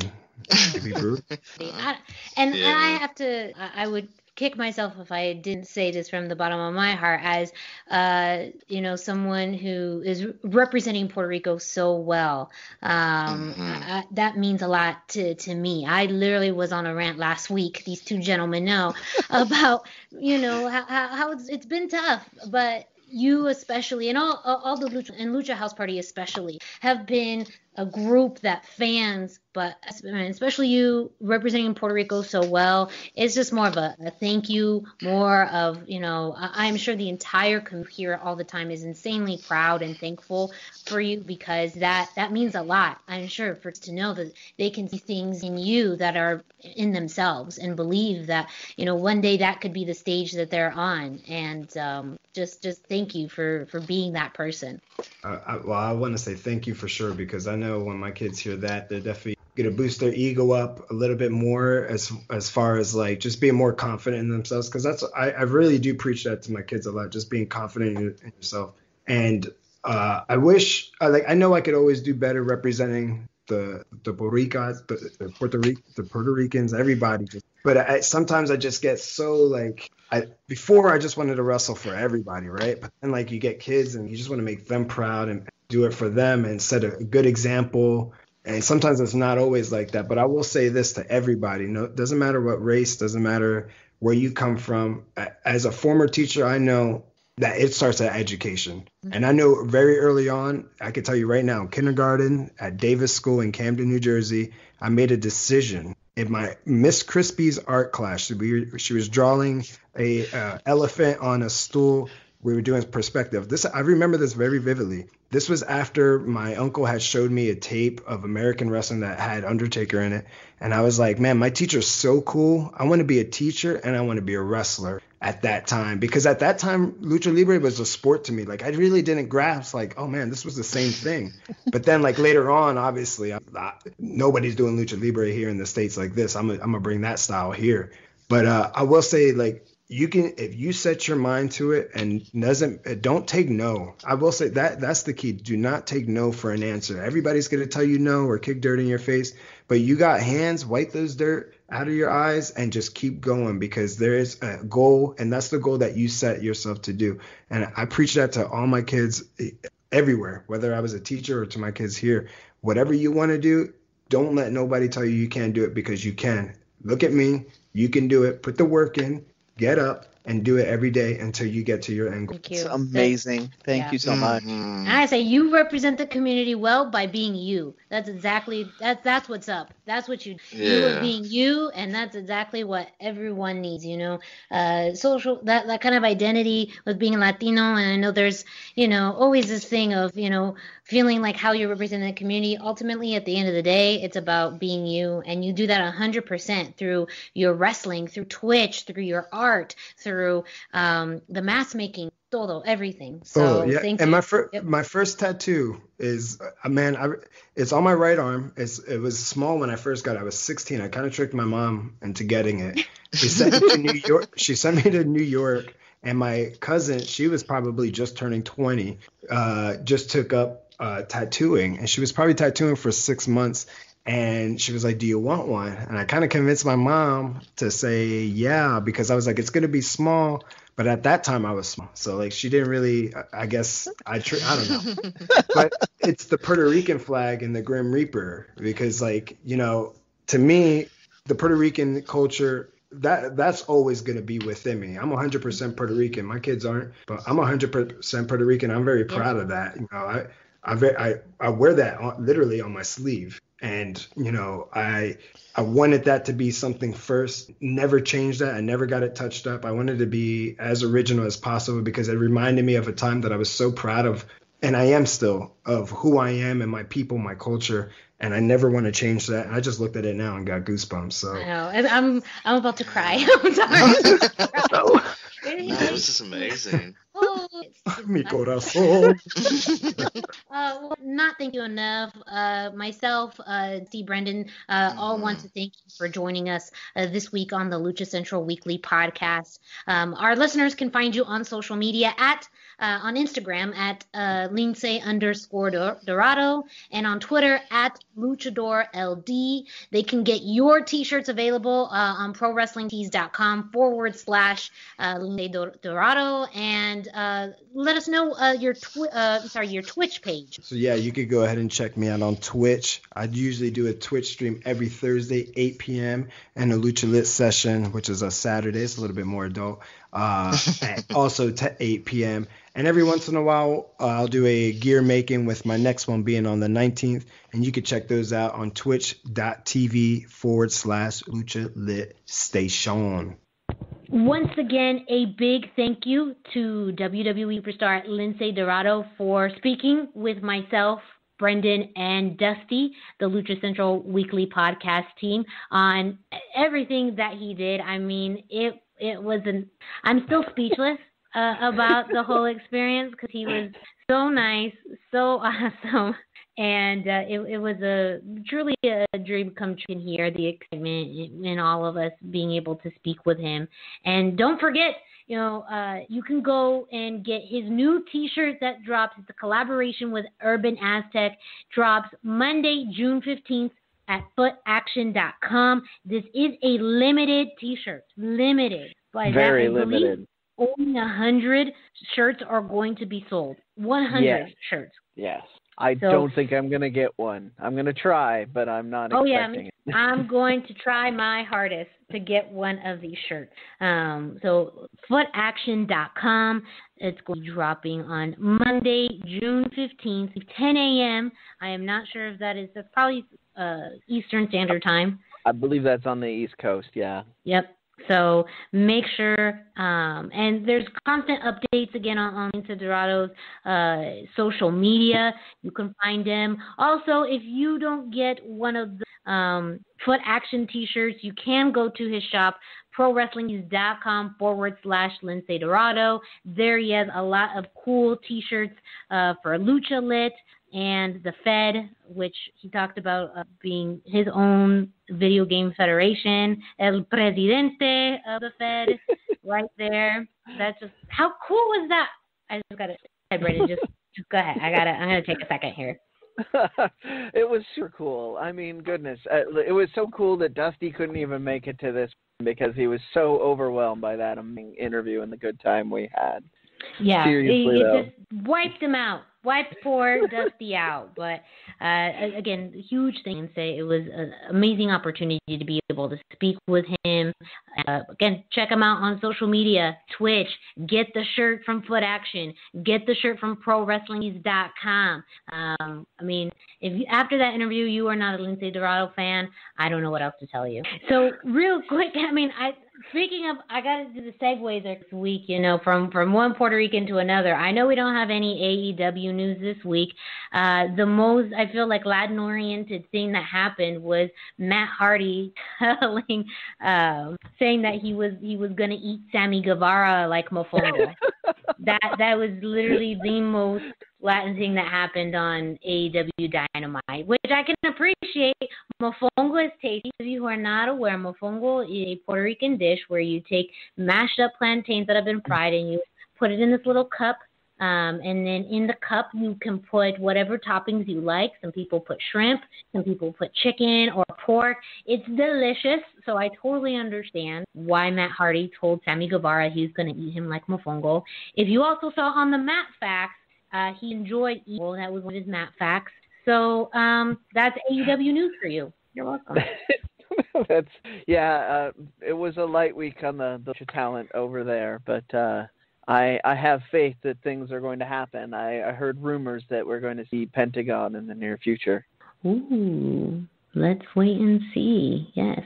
So we do have some news from ROH. They released some content this week of a specific match that we think you as fans should check out. Brendan, can you tell us more?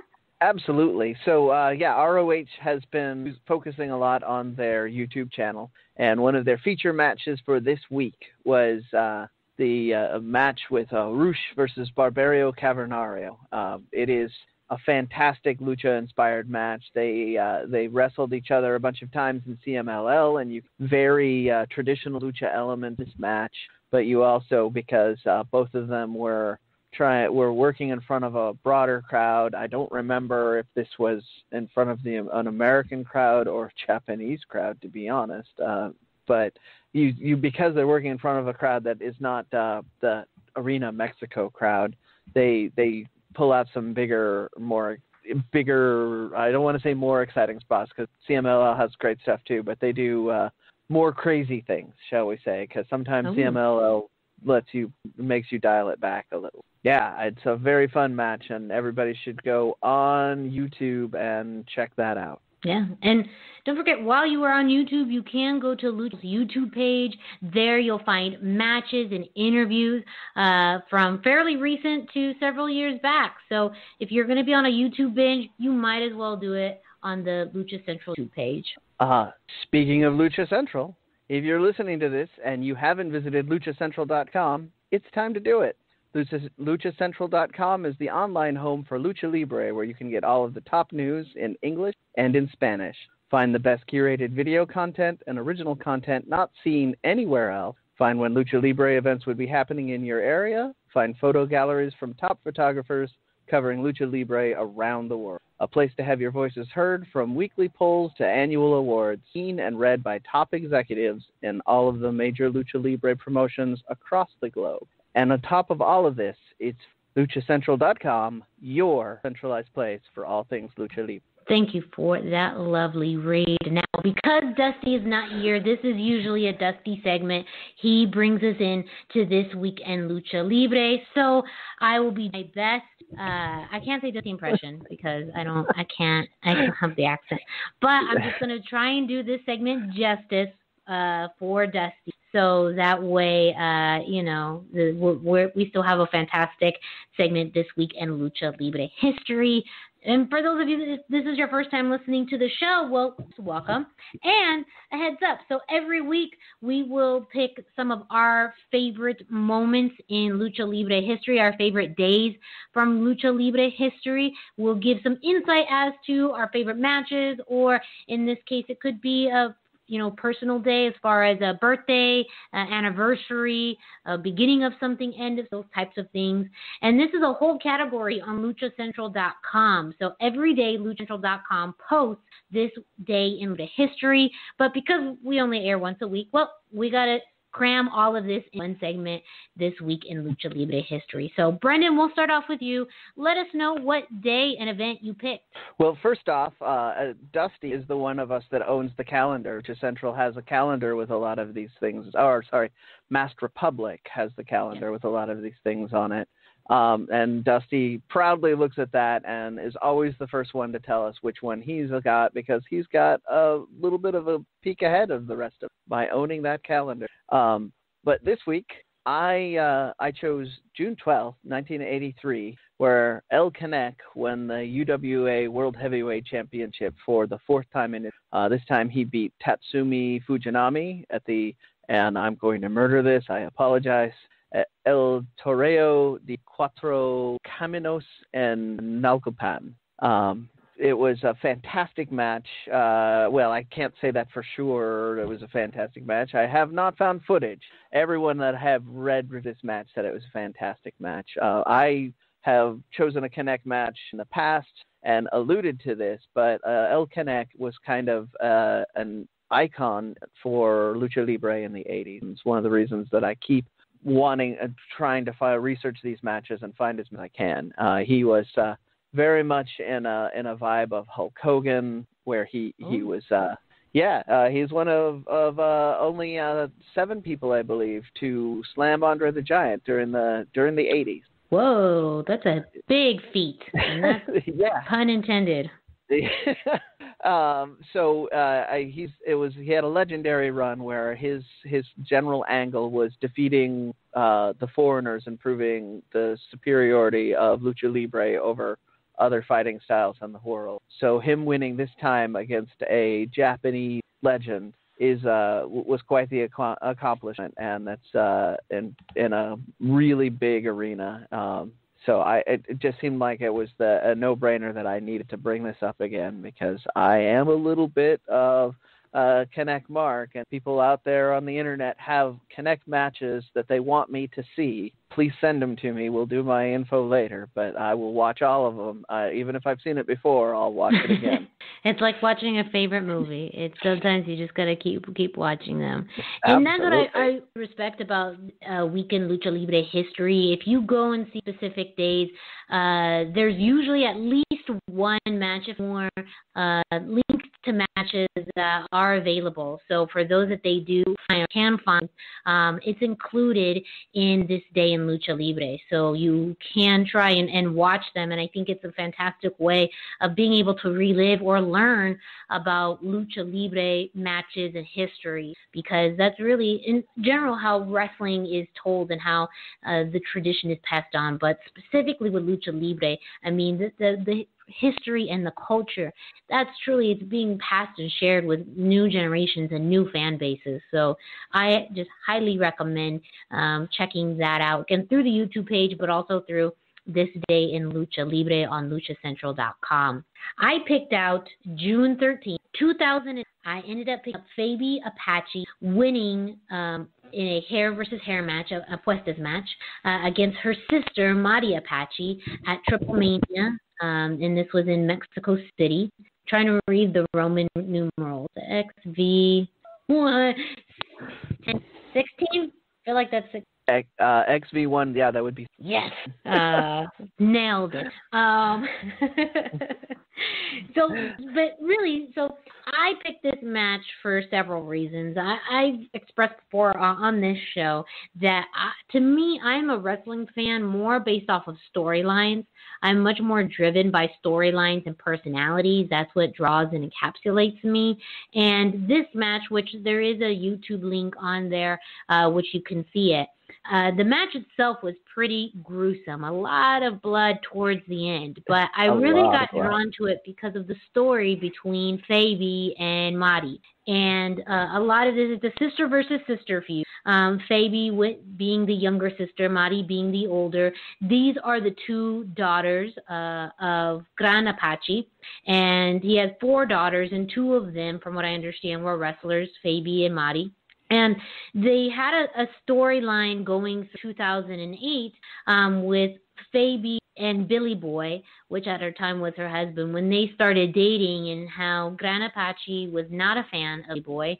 And that caused a rift in the family where Fabi and Billy Boy were united together, and Gran Apache and Mari joined forces. And they had a back and forth for apparently a lot of the springtime in 2008, and a lot of that started with Gran and Billy Boy, but then it went through into the sisters, and this match in 2008 was really the highlight of their rivalry, and it was an apuestas match, so hair versus hair.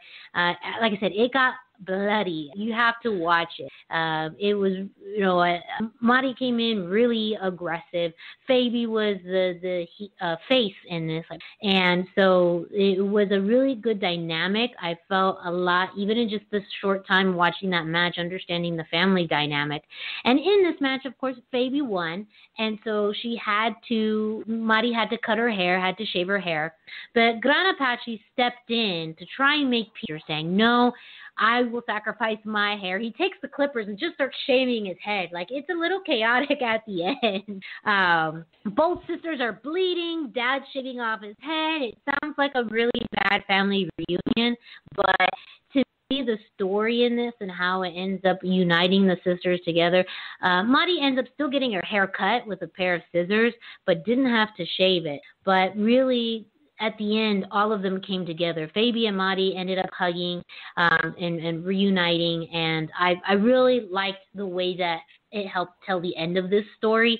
And everyone who has a sibling knows I have a younger sister, so not that I don't think her and I would ever get into a wrestling match or try and cut each other's hair or anything like that, but of this. Yeah, well, we all compete with our siblings in one way or another. So, like, for them, that competition is centered around wrestling because that's what that family does. But, I've gone into it with my younger brother over the video games me a time, and bets were had and all kinds of. So I get it, and I too really appreciated the storyline. This was one when I was watching this match and watching some of the build-ups to it, where I didn't feel that I needed to have the Spanish language to really understand what was going on. The language of the matches was so universal. Even the scene where Gran Apache comes out at the end and starts with his own hair like that, all of that worked for me in such a way that I didn't really need to hear anybody saying anything to know what was going on or feel that emotion. Yeah, and that's elements of good storytelling, that it transcends language, and I've really felt that through this match, and even learning more. I kind of was reading the book backwards. I ended up seeing the final match and then trying to catch up on the story prior to that to learn what got them to that point. But especially again, the final moments, the sisters are bloody, dad's crying, his hair's half off. It's a lot to process. It's a lot happening, but I think it's also this accumulation of tension in a family for so long, and finally reuniting with peace. I thought it was an awesome way to end this match and to end this rivalry. So, hey, you guys let us know what you think is your favorite day in Libre history. Feel free to let us know on social media. Pick out your favorite days. Again, there's videos every day for this day in Lucha Libre history that you can watch, and just lots of cool facts on luchacentral.com. But now it's time to plug one of our partners, thechairshot.com. Why should you visit thechairshot.com? Thechairshot.com is your home for hard-hitting reviews, news, opinion, and analysis with attitude. Why? Because you're smarter than the average fan. Thechairshot.com. Always use your head.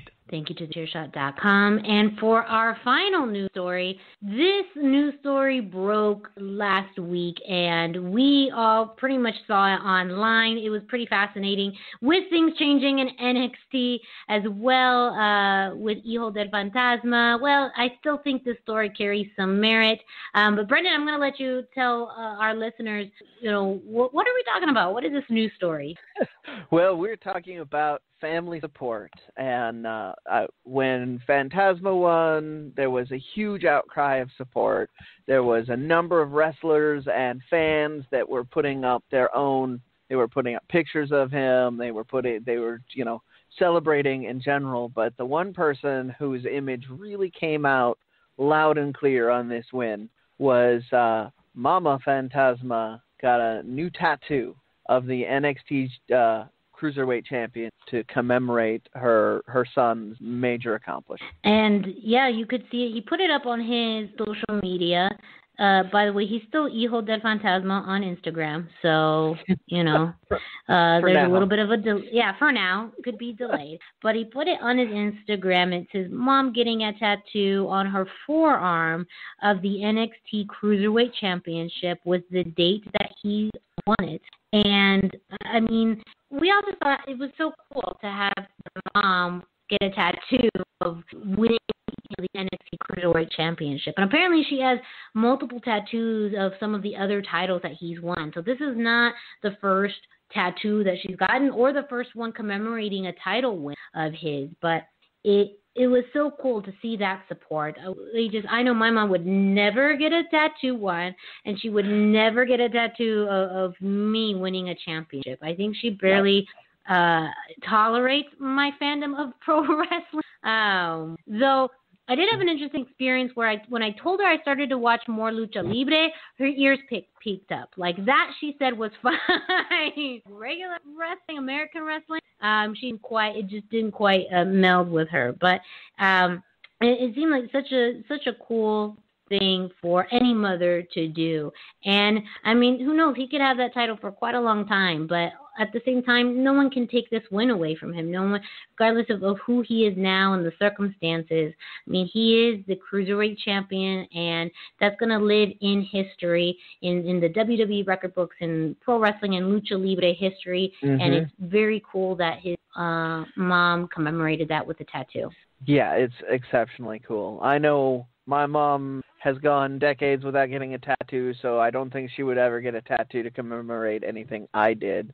She'd probably buy a t-shirt if I won a championship, but I don't think that a tattoo is anywhere in the foreseeable future. But all the more that made me appreciate Mama Fantasma doing this, and not being the first time. I just thought it was a really neat thing.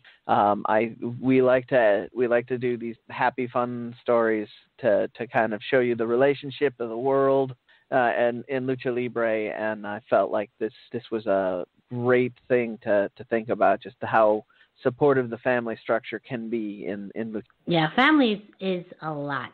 I mean, it weighs heavy, not only in Latino culture, but in lucha libre as well. It's all about family and lineage and your maestro and where you trained, and that carries so much weight in your career. And I mean, we heard that with Lince earlier in his training in Mexico, and everyone that he's faced and everyone that he contributed, that has contributed to his career. So when you show that sign of respect and admiration, it's her son either way. Taking it to that level, that is just something truly beautiful about lucha libre, because it goes and takes deeper roots in family. Yeah, it is one of the things that has always drawn me to it. Like my very first lucha event that I went to live, I was sitting next to grandmother with the two grandkids right there. And just immediately that drew me in, because that's quality family time. Pro wrestling in general is a good family entertainment, but knowing that you've got multi-generations experiencing this together, and that will be memories that they take with those kids will take with them as they grow up, was very cool. So shout out to all the moms there, las madres, las mamis, mamás, whatever you like to call your mom. Just a big shout out to all of the moms out there. Thank you for being, awesome moms, and, too, when your kids win championships and taking us to wrestling shows and all of these. So thank you to all of them. Some of them handle merch and business too, which is one of the neat things too. That just seeing mom so supportive that they will sit in front of a fold-out table in the back of an arena with T-shirts on it, just to support their boy or girl. Fantastic stuff. So next time you see your mom, a friend's mom, stepmom, maybe mom not by birth but by relationship, all of that, just give them a hug and a big thank you. So there we have it. We are done with another edition of the Lucha Podcast. Thank you so much for listening. And, well, if you want to know more about Lucha Central, you can go to luchacentral.com to get all of your Lucha Libre news. You can also check out Lucha Central on Facebook and Twitter and Instagram. On Facebook and Instagram, you can find them at Lucha Central. That's Lucha Central. On Twitter, we are at luchacentral.com, no dot, luchacentral.com on Twitter. And also, again, on YouTube, that you can check out all of the video content available there. Me, Miranda Morales, well, you can find me on Instagram and Facebook at the #Miranda. Brendan, where can listeners find you? I am on Instagram and on Twitter. I'm much more active on Twitter, so if you want a faster response, get me there. It's 321 T-shirt guy on both of those platforms. And for Dusty Murphy, you can find him on Instagram at Dusty Murphy. He is the one with the lucha mask on. So if you're wondering which Dusty it is, it's the one with the mask. And as we mentioned earlier, Lucha Central Weekly is part of the Lucha Central Podcast Network. So make sure to rate and subscribe. Let us know what you think about the show. Feel free to give us comments and feedback. Speaking of, do we have any new additions to our trio's name suggestions? No new additions. Emmett Brown came back on YouTube and mentioned that he started a drinking game based on some of our behaviors, but no new suggestions as a... Well, wait, hold on. So you can't just say he started a drinking game and not say what the drinking game is. Just lay it on us. What is this drinking game that he created? So he would say certain things. I myself rely on the word absolutely a lot. And Miranda, you say that take my money a lot. And Dusty does a very specific kind of that only someone from his part of the country. So those are the beginnings of the drinking. He's trying to. It sounds like he might be trying to decide what to do when we switch things up, because we confused him last week with each of us doing other people's catchphrases last week. Oh, interesting. Well, you know what? I'm gonna wait and see what some of these new rules are. I'll be interested in seeing. Hopefully, you post on YouTube and let us know maybe some modifications to the drinking game or new things. No, but thank you all. Again, luchacentral.com, your source for Lucha Libre news, opinions, and analysis. And we will be back here next week, so make sure to come back and check us out.